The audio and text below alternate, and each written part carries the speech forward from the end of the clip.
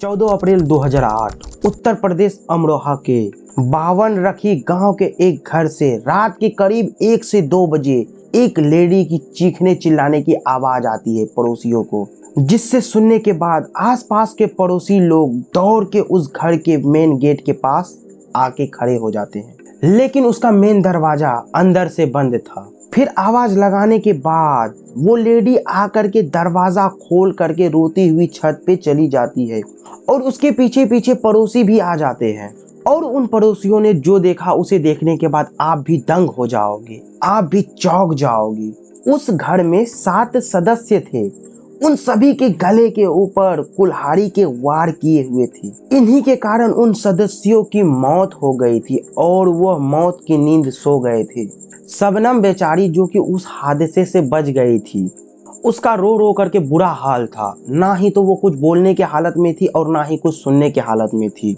और फिर लोगों ने पुलिस को इन्फॉर्म कर दिया। जब पुलिस ने इतनी बड़ी घटना के बारे में सुनता है तो वो अपनी पूरी टीम को लेकर के शबनम के घर आ जाती है और सुबह तक उस गांव में पुलिस की टीम पूरे खिंड जाती है।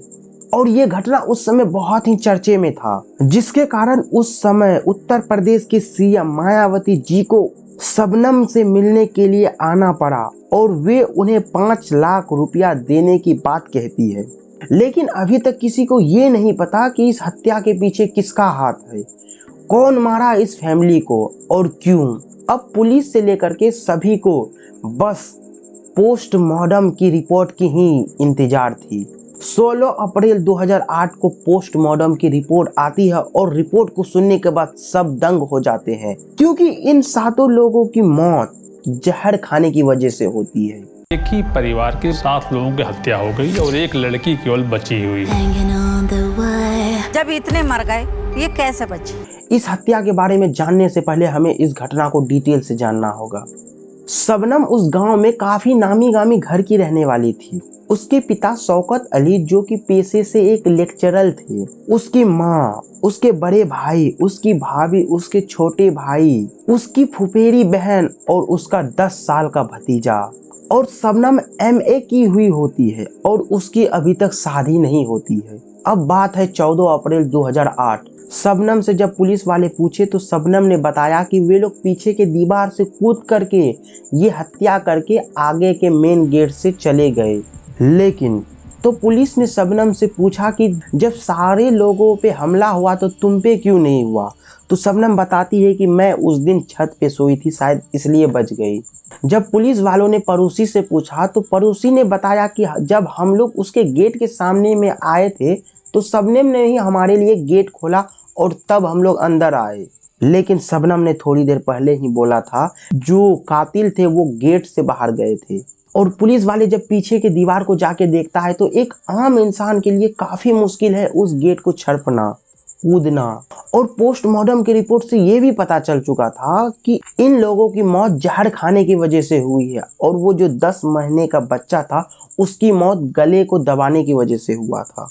अब पुलिस का शक शबनम पे चला जाता है और पुलिस वाले शबनम के कॉल डिटेल को चेक करने ही वाले होते हैं। तब तक शबनम की बहुत ही ज़्यादा तबीयत खराब हो जाती है, जिसके कारण उसे हॉस्पिटल भेज दिया जाता है।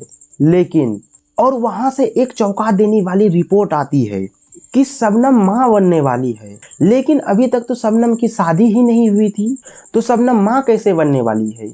जब पुलिस वालों ने शबनम के कॉल डिटेल को चेक किया तो पुलिस वालों को पता चला कि शबनम एक सलीम नाम के लड़के से 14 अप्रैल की रात में 50 बार से ज़्यादा भी बात हुई है उन दोनों के बीच।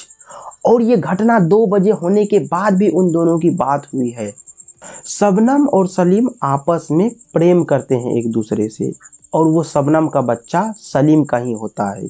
अब पुलिस सलीम की खोजबीन में लग जाती है और 18 अप्रैल को पुलिस के हाथ सलीम लग ही जाता है।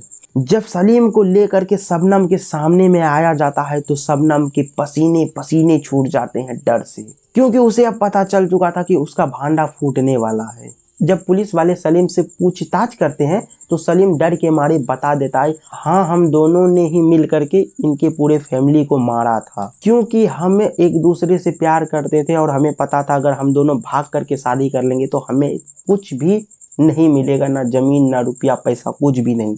तो हमने सोचा कि इन लोगों को मार करके इनकी सारे ज़मीन प्रॉपर्टी को हम अपने कब्जे में ले लेंगे। और यही इन दोनों का सबसे बड़ा गलती था। इन दोनों को कोर्ट द्वारा फांसी की सज़ा सुनाई जाती है, लेकिन जो शबनम का बच्चा होता है उसके पेट में एक कुछ महीने बाद वो बच्चे को जन्म देती है और वो बच्चा अभी भी जिंदा है, हमारे बीच में है, लेकिन उसे एक फैमिली ने अडॉप्ट कर लिया है।